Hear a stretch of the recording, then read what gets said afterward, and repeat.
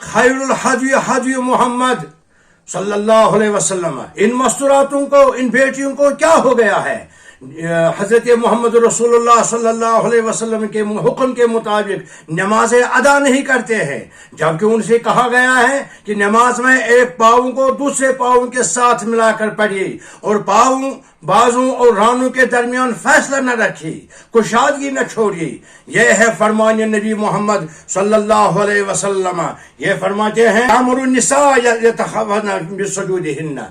रसूलुल्लाह सल्लल्लाहु अलैहि वसल्लम औरतों को हुक्म फरमाते हैं कि खूब सिमट कर सजदा करे।